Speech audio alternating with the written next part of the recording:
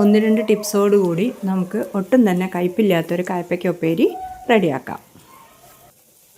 അതിലാദ്യം ചെയ്യേണ്ടത് ഒരു 200 gram കയ്പ്പയ്ക്ക 1/2 teaspoon ഉപ്പിട്ട് ഒന്ന് നന്നായി തിരുമ്മി പിടിപ്പിച്ചതിന് ശേഷം ഒന്ന് മാറ്റി വയ്ക്കുക.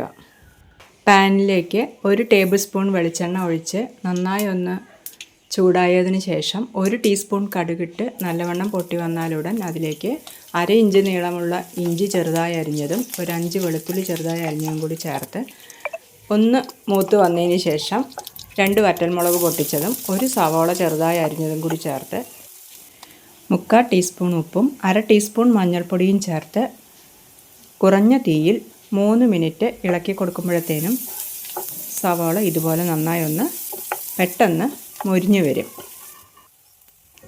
സവാള നന്നായി മൊരിഞ്ഞു വന്നാൽ അതിലേക്ക് നേരത്തെ റെഡിയാക്കി വെച്ചിരിക്കുന്ന കയ്പ്പയ്ക്ക അതിലേക്ക് ഇട്ടതിന് ശേഷം 1/2 ടീസ്പൂൺ മുളക് പൊടി ചേർത്ത് കുറഞ്ഞ തീയിൽ നന്നായി ഒന്ന് മൂപ്പിച്ചെടുക്കുക.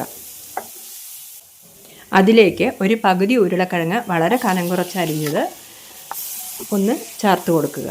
അതും ചേർത്ത് കൊടുത്ത് 2-3 മിനിറ്റ് ഇതുപോലെ ഒന്ന് ഇളക്കി കൊടുത്തതിന് ശേഷം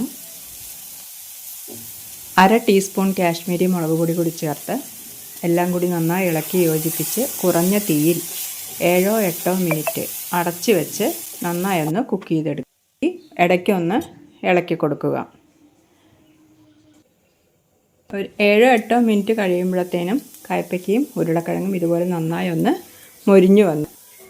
ഒരു 5 മിനിറ്റ് കൂടി കുറഞ്ഞ തീയിൽ തന്നെ ഇതുപോലെ നന്നായി ഒന്ന് മൊരിയിച്ചെടുത്താൽ ഒട്ടും തന്നെ കയ്പില്ലാത്തൊരു നല്ലൊരു കയ്പ്പയ്ക്ക ഉപ്പേരി റെഡി.